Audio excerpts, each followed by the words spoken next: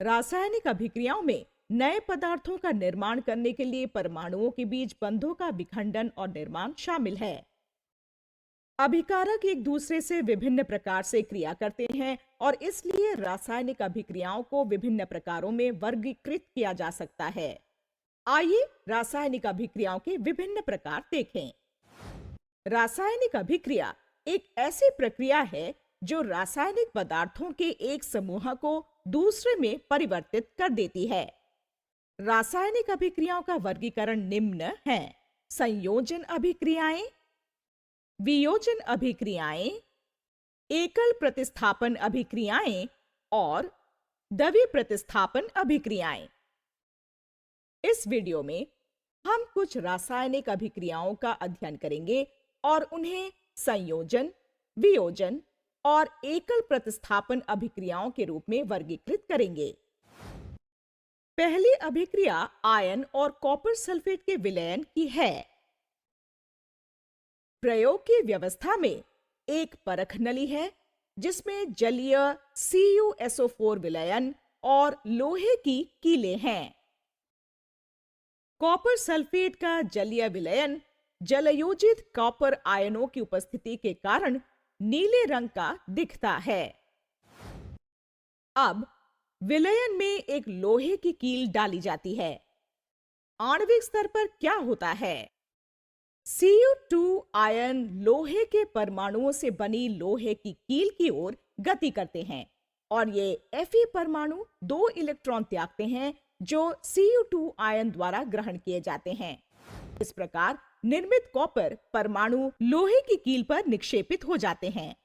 इससे FeSO4.6H2O का निर्माण होता है तथा जलयोजित Fe आयनों के कारण विलयन हरा हो जाता है।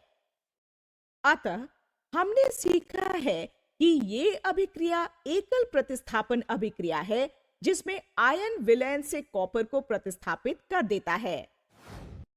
दूसरी अभिक्रिया में वायु में मैग्नीशियम का दहन। प्रायोगिक व्यवस्था में एक मैग्नीशियम रिबन, बर्नर और चिमटा शामिल है। मैग्नीशियम रिबन को गर्म करने के लिए बर्नर को जलाया जाता है। मैग्नीशियम रिबन ऑक्सीजन की उपस्थिति में एक श्वेत लौ के साथ जलने लगता है जिससे मैग्नीशियम ऑक्साइड बनता है जिसे श्वेत अवशेष के रूप में देखा जाता है। दूसरे शब्दों में मैग्नीशियम वायु की ऑक्सीजन के साथ संयोजित होकर मैग्नीशियम ऑक्साइड बनाता है। चूंकि 2 अभिकारकों द्वारा संयोजित होकर एक उत्पाद निर्मित हुआ है, इसलिए यह अभिक्रिया एक संयोजन अभिक्रिया है। तीसरी अभिक्रिया तनु हाइड्रोक्लोरिक अम्ल के साथ जिंक की है। प्रायोगिक व्यवस्था में निम्न शामिल हैं: तनु HCl से भरी एक परख नली, एक कॉर्क, एक पेट्री डिश में जिंक धातु और एक निकास नली। जिंक धातु को परख नली में डाला जाता है। कॉर्क से नली सील की जाती है। निकास नली को कॉर्क के छेद के माध्यम से परख नली में डाला जाता है। आणविक स्तर पर क्या होता है?